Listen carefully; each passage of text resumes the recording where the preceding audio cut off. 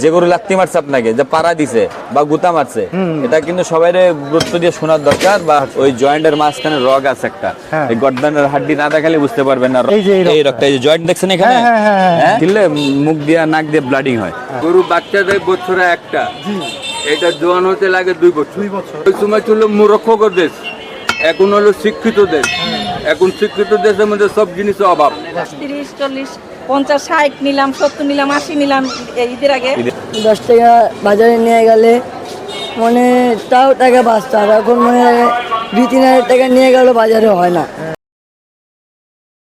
তো ভাই কুরবানি সামনে চলেই আসলো, আমরা অনেকেই জানতে চাচ্ছিল যে ভাই কুরবানির যে মেন একটা সহি প্রসেস আছে, জি, এবং আপনিও বলছিলেন যে ভাই টুকটাক একটু জানাবেন আস্তে আস্তে। হ্যাঁ, যদি একটু বলতেন এই ব্যাপারটা, যে মানে কুরবানির একটা গরুর পা বাঁধার থেকে শুরু করে মানে ছুরি চালানো পর্যন্ত। ওইটা আপনাকে পুরা ফুললি একটা সময় আসতে হবে, ফ্রি টাইমে দেখা গেছে ফুললি একদম পুরো কিলিং ভাবে দেখাইলে আপনি বুঝতে পারবেন। এখন এইভাবে তো বইলা তো মানুষের সামনে বুঝাইতে পারবেন, বুঝানোটা কষ্ট হয়ে যাবে। এটা পুরো ডিটেইলে আসলে পুরাটা একদম জবাই থেকে নিয়ে শুরু করে যা আছে পুরো আপনাকে ফুললি দেখাইলে তখন আপনি বুঝতে পারেন না ঠিক আছে, কিভাবে কি করা যায় না যায় আপনি নিজে বলবেন। কিন্তু মূলত একটা কথা যেটা মানুষ এটা খুব সচেতন হওয়ার দরকার। এখন যারা হাট বাজারে যারাই যায় কুরবানির বাজারে, গরুগুলা কিছু শয়তান হয়, একটা গরু পাড়া দিয়া দেয় কারোর পায়ের ভিতরে, লাত্তি দিল, গুতা মারলো, কিন্তু গরুর ওষুধ তখনই সে সময় নগদে আছে। যে গরু লাত্তি মারছে আপনাকে, যে পাড়া দিছে বা গুতা মারছে, এটা কিন্তু সবাই গুরুত্ব দিয়ে শোনার দরকার বা বুঝার দরকার। ওই গরুর থেকে সাথে সাথে নাক দিয়ে শুঙাইতে হবে, গরুর ধরে। যার গরু আছে তাকে বলবেন ধৈরা যেই জায়গায় আঘাত দেয়, যেই জায়গায় ওই নাক দিয়ে গরুর শুঙাইতে বলবেন। আর না হলে পরবর্তীতে এটা খুব দ্রুত কঠিন অবস্থা হয়, বিষ এর মতো ব্যথা করে পরে। এখন আপনার এই কথা শুনে তো অনেকে আবার প্রশ্ন করতে পারে যে ভাই গরুটা যদি রাগী হয়, গরুওয়ালা আছে না এর সামনে যাইতে তো যদি গুতা দিয়ে দেয়, গুতা দিচ্ছে গরুওয়ালা আছে না, গরুওয়ালা আপনাকে ধরে শুঙাবে। মানে এটা মোটামুটি কাজ হয়। হ্যাঁ, 100% এটা খুব লক্ষ্য করার দরকার সবাই। এটা কিন্তু খুব গুরুত্বপূর্ণ একটা জিনিস। এটা কিন্তু এর আগে কখনোই আমি এ পর্যন্ত শুনি নাই এই জিনিসটা। আজকে কিন্তু এটা পারভেজের কাছ থেকে এই কারণে অনেকে প্রশ্ন করে, যেমন এর আগে একটা বলছিলেন রগের একটা ব্যাপার, অনেকেই প্রশ্ন করছে যে পারভেজ কোন রগটার কথা বললো, এটারে বলে মস্তকের রগ। এবং বেশ বিশেষ করে অনেক হুজুর, হুজুররা এই প্রশ্নটা আমাকে করছে, কারণ তারা কুরবানির সময় হয়তো বা কাটে, তাদেরও জানা নাই। আমরা যেহেতু এই ব্যাপারটা নিয়ে কথা বলছি, অনেকে আমাকে প্রশ্ন করছে যে ভাই একটু ক্লিয়ার হয়েন যে কোন রগটা। অনেকে বলতেছিল যে ওই যে গরু কাটার পরে চাকুটারে খারাপ ভাবে ঢুকায়। খাড়া আমাদের লাইনের কেউই দেয় না, যারা আনাড়ি লোক আছে তারাই খাড়া ঢুকাবে, দমটা তাড়াতাড়ি যাওয়ার জন্য। আমাদের লাইনের ভিতরে কেউ ছুরি মুড়ি ওই যে ওই খাড়া মারা এগুলো কোনো কাজ নেই।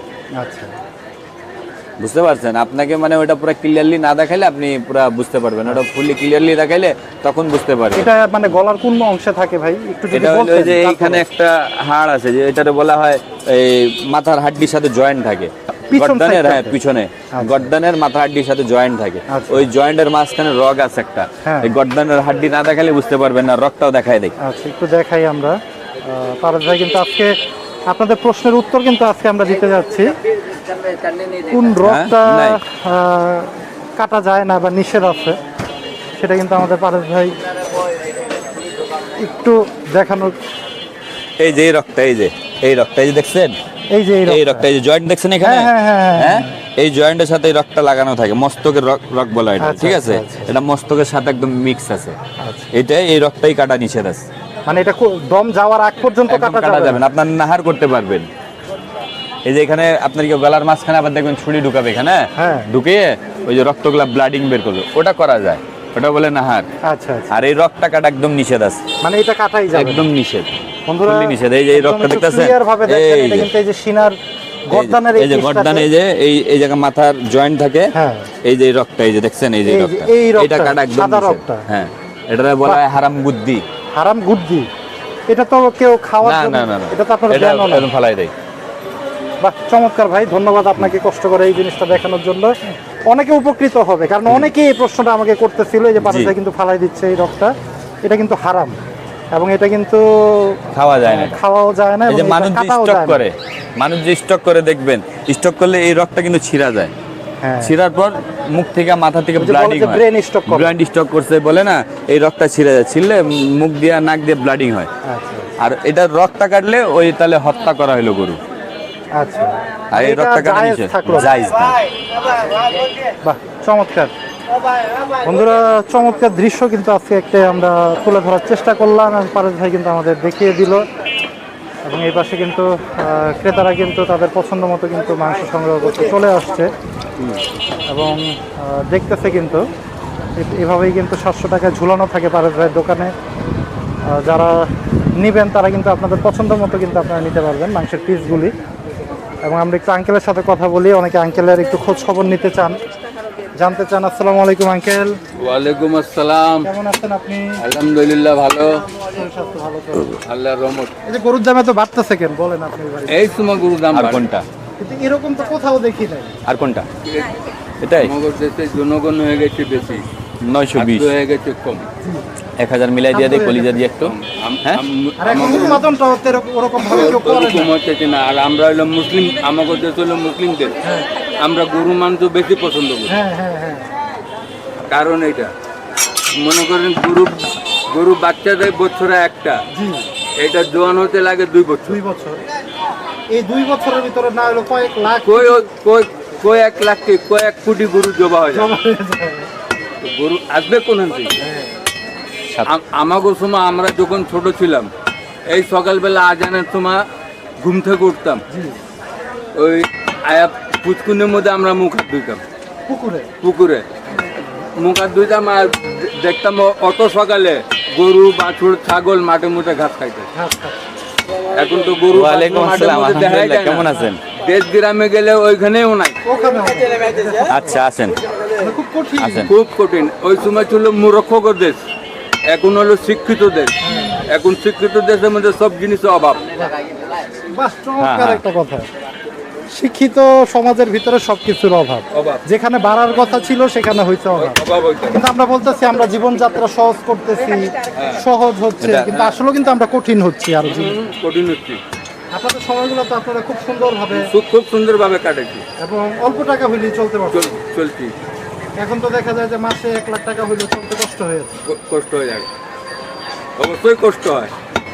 1 লাখ টাকা কামাইলে কষ্ট হয়।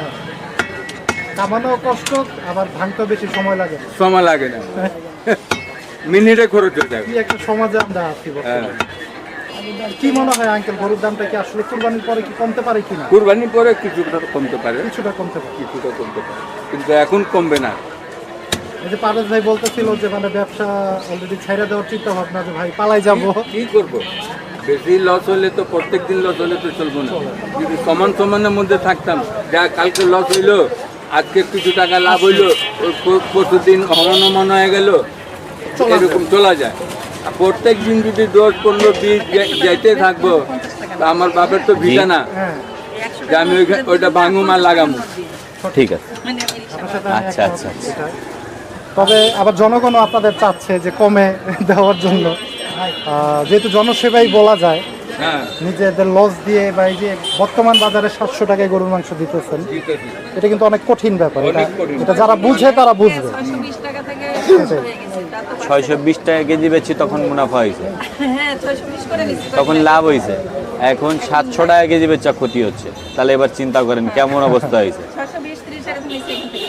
620-এও নিচ্ছেন 620 আপনি? 30 40 50 60 নিলাম, 70 নিলাম, 80 নিলাম এই ঈদের আগে। ঈদের আগে 80 এখন নিলাম। 700 করে ওনারা দিচ্ছে, তারপরও তারপর এখন নিতে তো হবে, প্রয়োজন আছে না আমার। কেমন কোয়ালিটি কেমন দিচ্ছে? আলহামদুলিল্লাহ ভালোই, খারাপ না। মাশাআল্লাহ। এই যে ছোট ভাই দুইটা কথা বলবে। 10 টাকা বাজারে নিয়ে গেলে মানে তাও টাকা বাঁচতো, আর এখন মানে 2-3 হাজার টাকা নিয়ে গেল বাজারে হয় না। এই জন্যে ক্রেতারা অনেক কম দামে খাইতে পারতেছে। যেরকম মামা যেটা নিতে চায় ওটাই দেয় মামা, সেটাই দেয় না? জি। আর মামার গোস্তগুলো অনেক ভালো, মামা ভালো দেয়। আর নাও সবসময় নেওয়া হয়? জি, আমার নেওয়া হয় না, এরকম কোনো কথা নেই। চমৎকার, কিন্তু ধন্যবাদ ছোট ভাইকে।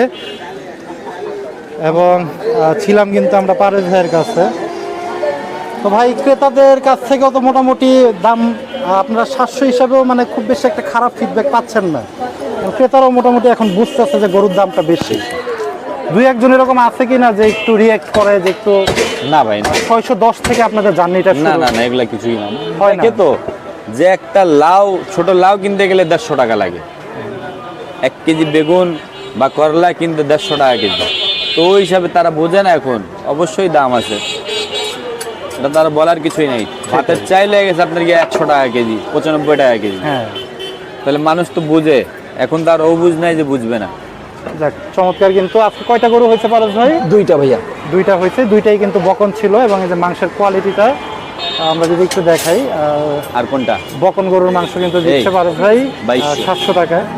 যারা চান পারস ভাইয়ের কাছ থেকে মাংস সংগ্রহ করবেন, তারা কিন্তু সরাসরি মিরপুর 11 নম্বর ভাসানী রোড, ওয়ালটনের ঠিক পাশেই কিন্তু পারভেজ গোস্ত বিতানের দোকান অবস্থিত।